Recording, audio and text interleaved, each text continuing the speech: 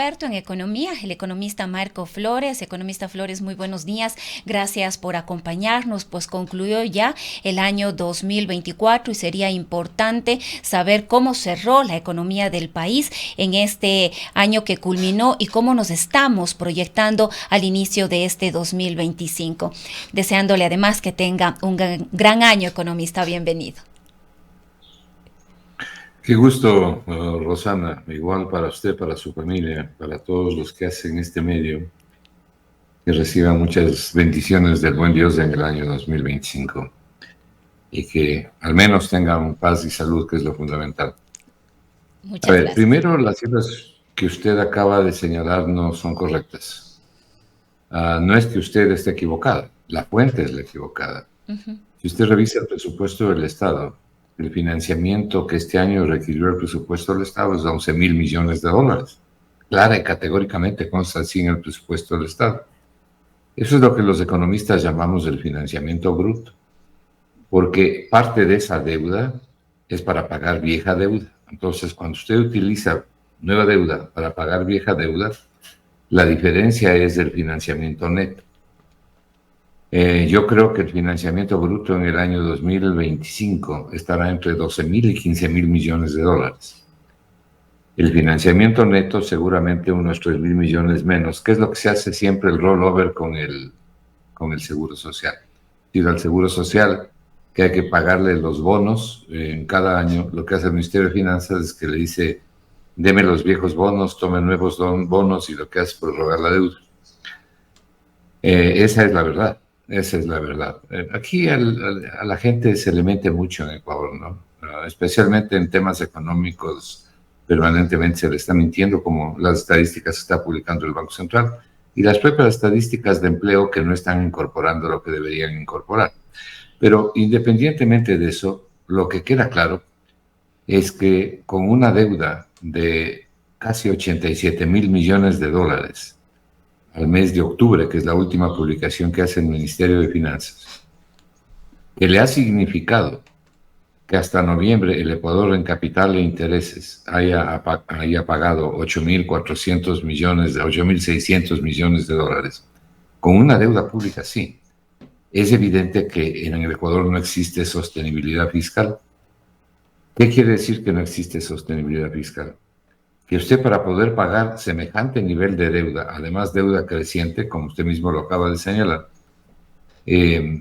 usted tiene que liquidar la inversión pública. Y cuando liquida la inversión pública, liquida la calidad de los servicios públicos, liquida la seguridad, en general, los servicios públicos, que es lo que los ecuatorianos hemos visto, ¿no? Entonces la gente comienza a morirse porque no se paga a las dializadoras, porque los hospitales de la red de salud pública no tienen los elementos mínimos necesarios, ni siquiera el personal necesario.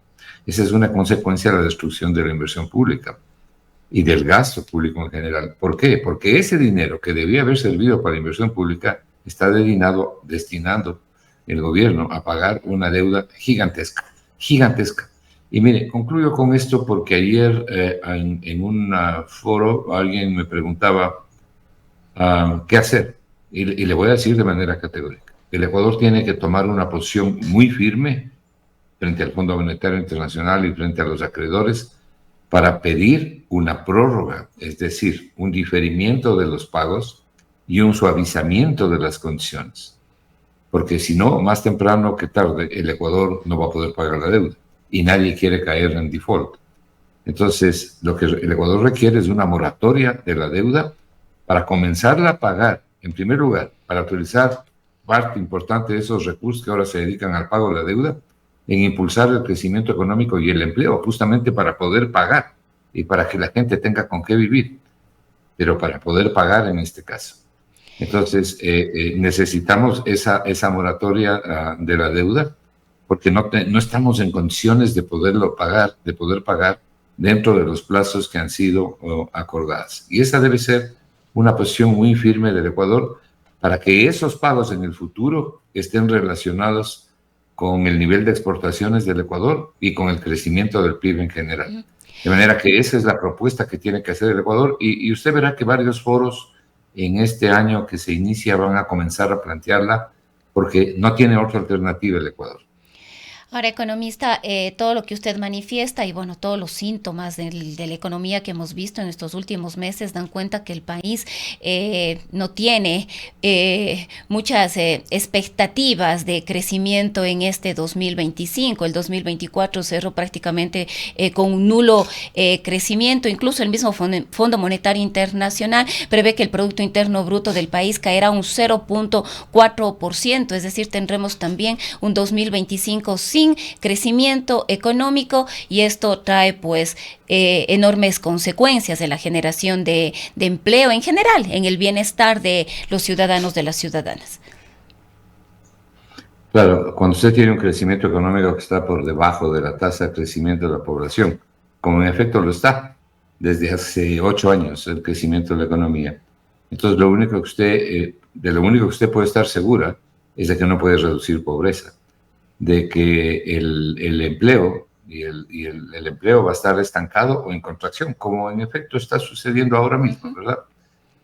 Mire, hoy en la mañana yo muy temprano ponía un pequeño mensaje en mi cuenta de X para que el país conozca, por ejemplo, la trágica situación de la migración en el Ecuador. Terminé de leer un informe de la Organización de Migrantes Ecuatorianos, que es un organismo que pertenece a las Naciones Unidas, no es ni siquiera nacional. Bueno, en los últimos 4 años, Rosana, se han ido del Ecuador 400.000 jóvenes. Fundamentalmente son jóvenes, como indica el informe. Si usted suma los 100.000 jóvenes pobres que se fueron hasta mayo del 2024, solo el año 2024, si usted suma esos 100.000 jóvenes, bueno, se rompen las estadísticas del desempleo y subempleo, pero en el Ecuador se esconden las cifras.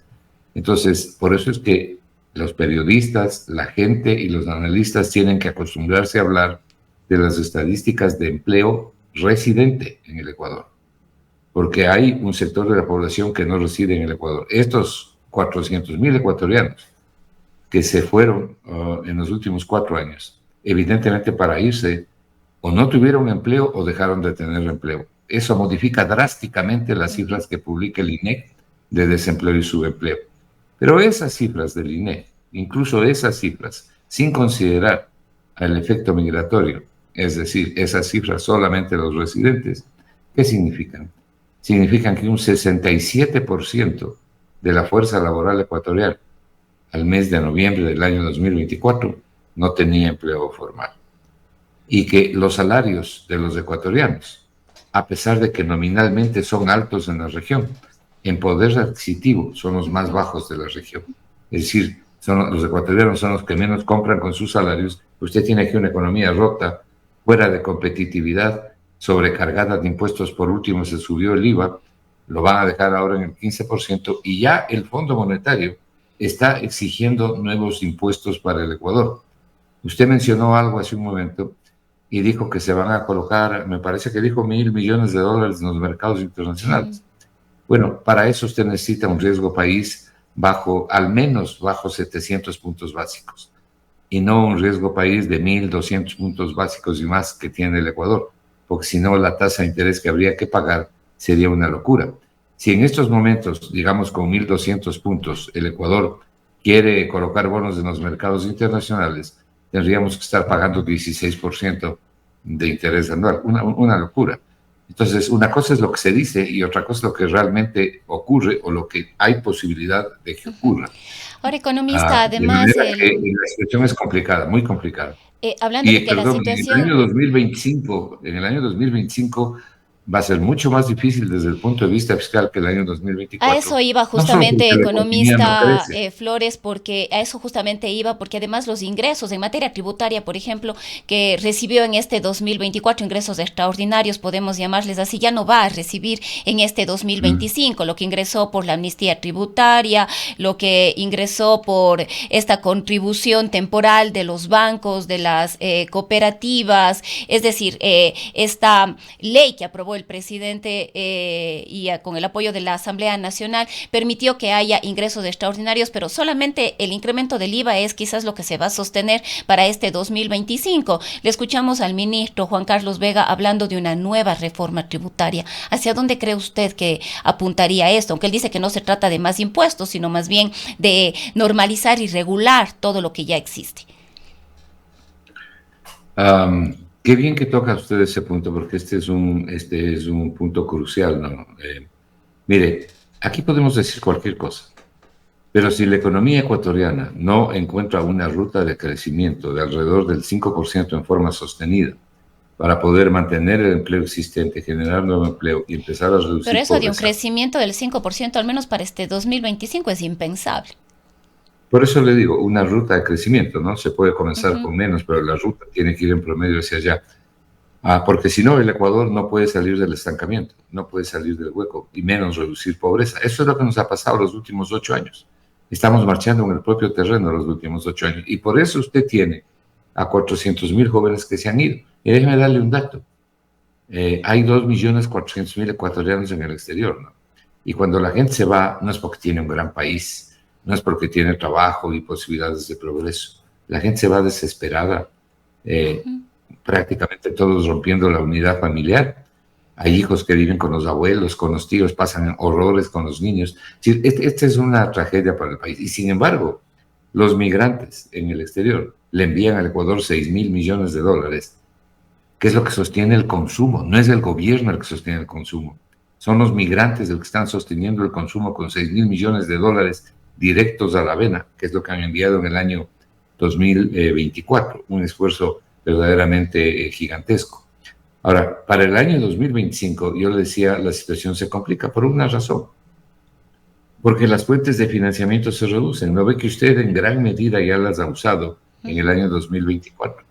Y luego, los ingresos extraordinarios recibidos en el año 2024, a los que usted se refería, bordean los 4.500 millones de dólares en términos netos. Como usted bien dice, de esos ingresos, el Ecuador se va a quedar con lo que significa el incremento del IVA, que no es que sea tampoco gran cosa, porque la demanda está contrayéndose y el consumo sigue cayendo, pero se va a quedar con eso. Ya en este año no vamos a tener los 600 millones de remisiones tributarias del año 2024 y una serie de contribuciones que aprobó la Asamblea Nacional con carácter temporal. Entonces, imagínense la reducción para el presupuesto del Estado. De ahí que esas cifras de que el financiamiento va a ser de 8.000 millones no tienen sentido. Ese será el financiamiento neto a la vena. Pero en todo caso, el problema de la economía ecuatoriana sigue siendo el mismo. Tenemos una deuda que nos asfixia. El Estado, el gobierno central, mete el dinero en el pago de la deuda. Déjeme darle solamente una cifra para que usted vea la magnitud de la desgracia que significa la deuda externa sin crecimiento económico. La deuda pública, pero particularmente la deuda externa. Cuando usted mira los ingresos del presupuesto del Estado al que usted hacía referencia hace un momento, los ingresos totales del presupuesto, los ingresos tributarios, los ingresos petroleros, los ingresos no petroleros y los otros ingresos que tiene el presupuesto del Estado, el 41% del total de esos ingresos en el año 2024, hasta noviembre del 2024, el que es la última cifra publicada, el 41% del total de los ingresos se fue en pagar la deuda pública. Y se dice que para este 2025 Ecuador va a tener que pagar al menos 5.300 millones de dólares de deuda externa. Bueno, de deuda externa, sí. En total, el Ecuador, en capital e intereses del año 2025, va a pagar cerca de 9.000 millones de dólares. Ayer conversaba con un importante político del país que me llamó a hacerme unas consultas y fundamentalmente sus consultas se centraron en el tema de la deuda. Me dijo que él estaba no doy el nombre porque no estoy autorizado para hacerlo. Me dijo que él estaba muy preocupado de la situación de la deuda y hay sobradas razones para estar preocupados con lo que está haciendo la deuda en la economía ecuatoriana. Pero además es una deuda que va creciendo. El Ecuador está sosteniendo el presupuesto del Estado con deuda, con atrasos con déficit fiscal y con destrucción de la inversión, con destrucción de la inversión. Entonces, mientras esto no cambie, no podemos, Einstein decía que si seguimos haciendo lo mismo, no podemos esperar cambios ni podemos mejorar. Es exactamente lo que el Ecuador ha hecho durante 8 años. Ahora, La pregunta aquí economista. es entonces, ¿qué hacemos? ¿No es cierto? ¿Qué hacemos? ¿Cuál es la solución? Hay una sola, no hay dos. El Ecuador tiene que diferir los pagos de la deuda pública externa hasta que su economía arranque, hasta que entre en una ruta de crecimiento. Es decir, tomar recursos que están yendo a la deuda para dedicarlos a la inversión.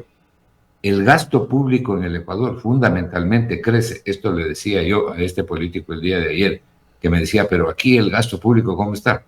El gasto público fundamentalmente está creciendo por culpa de la deuda, porque tenemos cada vez que pagar, y le hablo del gasto corriente, porque tenemos que pagar cada vez más intereses. Los intereses son gasto corriente. Entonces, necesitamos tomar una parte del dinero que está yendo a la deuda para meterlo en inversión pública, porque en un momento de una crisis, en un momento de una contracción económica como la que vive el Ecuador, usted no puede, y cuando cae el consumo y la demanda, usted no puede esperar que sea la inversión privada la que se incremente para poder impulsar el crecimiento económico. No, esto no ocurre en ninguna economía del mundo, y de hecho la historia del pensamiento económico y de la economía en general nos muestra que esto no es así. Cuando usted tiene una economía no solamente estancada como ha estado la economía ecuatoriana, sino contrayéndose incluso, como está sucediendo ahora, entonces es el gasto público, a través del propio gasto público y de la inversión pública, la que tiene que darle ese impulso, debe ser ese salvavidas para salir de la crisis. Así han salido los países y el mundo de todas las crisis por contracción de la demanda y del consumo. Es una crisis de demanda la que tiene el Ecuador. Y la reforma tributaria que está planteando el Fondo Monetario, claro, muy al estilo neoliberal, es una reforma tributaria desde el lado de la oferta, cuando debe ser desde el lado de la demanda. Y le voy a anticipar una de las cosas que quiere el Fondo Monetario y que he visto que el gobierno incluso las anuncia. Mire, el gasto tributario en el Ecuador es la última cifra, el último informe del SRI dice que el gasto tributario está en alrededor de 5.300 millones de dólares anuales. Para que la gente conozca qué es el gasto tributario. Ahí se suman todas las exoneraciones, los sacrificios fiscales que hace el presupuesto del Estado por no cobrar impuestos. Por ejemplo, ahí están las exoneraciones que todos tenemos cuando realizamos nuestra declaración del impuesto a la renta. Ahí están las exoneraciones de los bienes y servicios que no pagan IVA. En fin, todas las exoneraciones se suman ahí. Pero dentro de esas exoneraciones están también los llamados incentivos tributarios. Entonces, el Fondo Monetario ahora está diciendo, y el ministro de Finanzas está diciendo, lo que los economistas independientes hemos dicho y escrito desde hace 8 años que hay que hacer, que es reducir el gasto tributario. Pero hay que reducir el gasto tributario en una proporción correcta, porque si no usted va a perjudicar a las familias ecuatorianas. Entonces ellos dicen que van a reducir el gasto tributario en 2.500 millones. Esa es una cifra absurda. Yo no veo ningún espacio superior a reducir el gasto público, el gasto tributario entre 1.000 a 1.000 millones de dólares, a 1.500 millones de dólares. De 1.000 a 1.500 millones, con esfuerzo, creo que se puede reducir el gasto tributario y ese dinero ahorrarle al presupuesto del Estado. Es decir, recibiría el presupuesto del Estado. Ahora, economista, pero ellos están hablando, solo denme un segundo porque esto es realmente importante. Pero ellos están hablando de 2.500. Entonces, ¿de dónde van a salir los otros 1.000 millones, Rosa? De su bolsillo, del bolsillo de las familias. Es decir, van a hacer que se pague IVA y que se paguen otros impuestos y que se eliminen exoneraciones que ahora benefician a las familias. ¿Sabe lo que propone el Fondo Monetario? Que no se devuelve el IVA a los adultos mayores, que en este país tienen jubilaciones miserables. De paso, déjeme decirle una cosa. El salario nominal en el Ecuador, el salario nominal del empleo formal es $450. Es el salario nominal.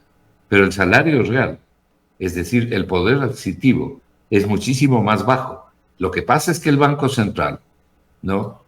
Utilizó esta ficción de mover el año de comparación, es decir, de manera absolutamente deshonesta, movió el año de comparación del 2007 al 2018 cuando debía haberle movido al año 2014 y acercó los precios del PIB real y del PIB nominal. Bueno, este es un asunto técnico, pero en definitiva lo que se produce es un engaño para la gente con precios que son mucho más altos.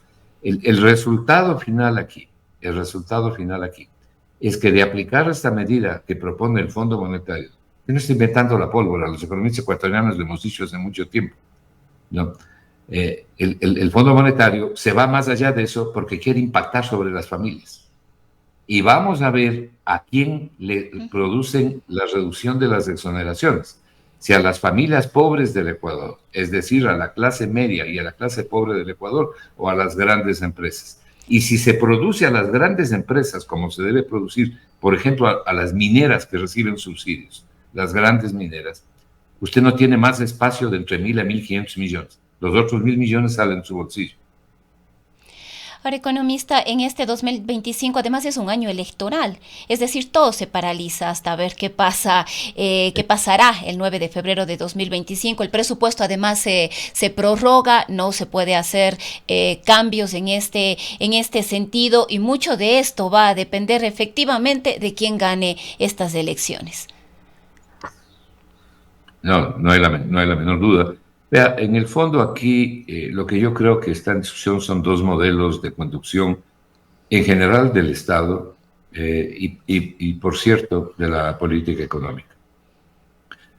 Pero además se confunde lo que son las políticas económicas, incluso la macroeconomía. Las políticas económicas y la macroeconomía son instrumentos para poder llegar a los objetivos. Y el objetivo fundamental es el bien común. Pero el sustento, los principios, fundamentos y leyes de la economía son éticos y morales.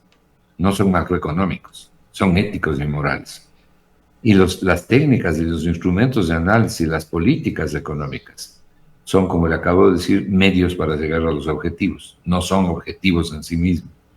Entonces, lo que usted tiene aquí es una diferencia sustantiva entre un modelo que habla del Estado obeso sin serlo, porque además el gasto excesivo se puede cortar. Le acabo de decir que el crecimiento sustantivo del gasto público viene dado por el incremento del pago de intereses de la deuda pública, no viene dado por el incremento de los sueldos de los trabajadores. Yo no tengo duda de que habrán excesos de personal en determinadas áreas, pero eso no es lo que está causando el problema fundamental, sino el estancamiento de la economía. Entonces usted tiene aquí dos modelos, un modelo neoliberal extractivo, extractivista, como dicen los últimos premios Nobel de Economía, y tiene por otro lado un modelo de economía que busque el bienestar de la gente, es decir, cuya prioridad es llevar adelante una política económica solidaria, pero eficiente. Es decir, una política que llegue y que impacte, que sea eficiente y eficaz. Eficiente para que los resultados aparezcan en el menor tiempo posible, y eficaz para que llegue a los objetivos. Entonces, todo depende del rol que usted le quiera asignar al Estado, y en este caso al gobierno central.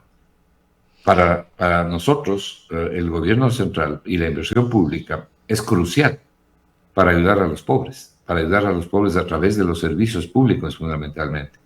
La mejor manera de ayudar a personas pobres es dándoles una buena red de salud, dándoles escuelas y hospitales dándoles hospitales donde se puedan curar, dándoles escuelas, colegios, universidades donde puedan educar a sus hijos, dándoles protección, dándoles seguridad, porque ellos no pueden pagar protección privada, no pueden andar con 50 guardaespaldas y 20 carros que les cuiden. La gente anda como puede, ¿no? Es decir, eso solamente usted lo puede hacer a través del Estado. Además, el Estado es el único que puede realizar inversiones en los sectores donde no le interesa al sector privado realizar inversiones. El Estado es el único que puede regular para que no se cometan los abusos del feriado bancario, que terminaron en el feriado bancario y en la crisis bancaria en general, para que no se cometan los abusos y los desmanes financieros que en el año 2008 causó la desregulación en el mundo, la desregulación financiera. Entonces, si usted le quiere guardar al Estado y que no haga nada de esto, el pez grande se come al más pequeño. Y este país tiene un 40% de pobres de su población, de 18 millones, un 40% son pobres. Entonces, en el fondo, esta es la discusión. Los neoliberales, y particularmente estos neoliberales de economía extractiva, los neoliberales criollos, creen que el Estado es un estorbo y que se lo debe usar muy poco o no se lo debe usar. Y claro, mire lo que ha pasado, por ejemplo, con Sacha. Le sacan, ¿sabe cuánto le está debiendo el Estado ecuatoriano? Más bien dicho, el Ministerio de Finanzas a Petroecuador. ¿Sabe cuánto le está debiendo? Hasta el mes de noviembre pasado. 2.000 millones de dólares. Porque le sacaron 2.000 millones de dólares de sus cuentas, de su capital operativo, y lo metieron en el presupuesto del Estado justamente para pagar deuda y gasto corriente. Y luego salen y dicen, es que Petroecuador no tiene plata para invertir, así que entreguemos Hacha, el mejor campo en producción. No es que vienen a buscar petróleo, está produciendo casi 80.000 barriles de petróleo a menos de $8 del barril. Y eso es lo que se va a entregar. Y le dan como justificación que no tenemos plata para invertir en los campos petroleros y mantener la curva de producción. ¿Cómo vamos a tener plata si se llevan la plata? Entonces, estos son los modelos que están en contradicción, pero la gente tiene que ver qué es lo que escoge, ¿no? Y si escoge más de lo mismo, pues va a tener más de lo mismo. Y si escoge un modelo alternativo como nosotros planteamos, la gente tiene que estar realista y participar para exigir que se cumpla con lo que se dice. Yo les hago una invitación a las personas que nos escuchan. Lean los planes de gobiernos que publica el Consejo Nacional Electoral. La mayor parte de ellos son un concurso de mentiras. Un concurso de mentiras que ofrecen cosas sin ton ni son, que no tienen capacidad de financiamiento y que la gente es engañada. Entonces, la gente debe tener una actitud mucho más proactiva para exigir que no le engañen y le cumplan por lo menos las ofertas y las propuestas fundamentales. Lo primero que hay que hacer, Rosana, es a todos los candidatos, a todos y cada uno de ellos, decir, a ver, señor, usted está ofreciendo A, B, C, D cosas. Cuénteme de dónde sale el financiamiento para eso. ¿Cómo va a financiar usted estas maravillas que nos está ofreciendo? Le voy a señalar un ejemplo. Cuando se ofreció aquí algo justo, que los jubilados tengan una pensión jubilar en promedio de al menos igual al salario básico unificado que va creciendo, evidentemente no se cumplió, no se podía cumplir. ¿Sabe por qué? Porque eso cuesta más de $1.000 millones. Entonces aquí es yo te ofrezco y busca quien te dé. Y los ecuatorianos vivimos engañados permanentemente, nos están mintiendo. Y si nosotros no exigimos que esto pare, vamos a seguir, como le dije, marchando en el propio terreno. Bien, queremos agradecerle, economista Flores, por habernos acompañado esta mañana, haber compartido sus criterios y sus análisis. Felicidades, que Dios los bendiga. Un buen día. Son las 8:02 a.m. Ha sido el economista Marco Flores. Seguridad es confianza. Confianza es Coperco. Hoy nuestra calificación